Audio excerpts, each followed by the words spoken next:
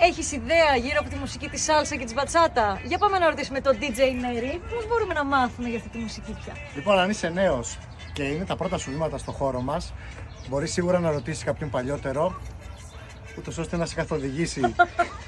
Υπάρχουν πάρα πολλά ντοκιμαντέρ, πάρα πολλά βιβλία και πάρα πολλά τραγούδια τα οποία μπορείς να ακούσεις, ούτως ώστε να αναπτύξεις όλες τις γνώσεις σου. Πού να ψάξεις για τραγούδια? Σε δασκάλους, στο Spotify, σε DJ, οπουδήποτε ακούς, οπουδήποτε υπάρχει πληροφορία. Πες μας τον αγαπημένο σου μουσικό.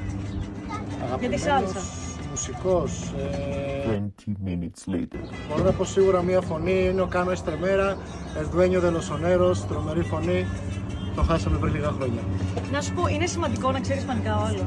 Είναι πάρα πολύ σημαντικό να ξέρεις ισπανικά, γιατί έτσι θα καταλάβεις και τι χορεύεις, να βάλεις το συναίσθημά σου μέσα σε αυτό και να καταλάβεις και λίγο από την κουλτούρα, δίνω πάσα, της Latin μουσικής αυτής. Θεωρείς ότι αλλάζει ο τρόπος που χορεύει κάποιος όταν μάθει για την Latin κουλτούρα?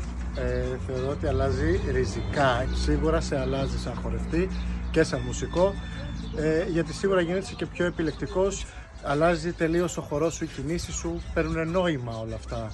Τελευταία ερώτηση κρίσιμη, σάλσα ή μπατσάτα? Habana de primera 3 días που τα έχει και τα δύο. Χαχα, σωστός. Μην το χορεύετε σάλσα μόνο αυτό το κομμάτι, υπάρχει μπατσάτα μέσα, please.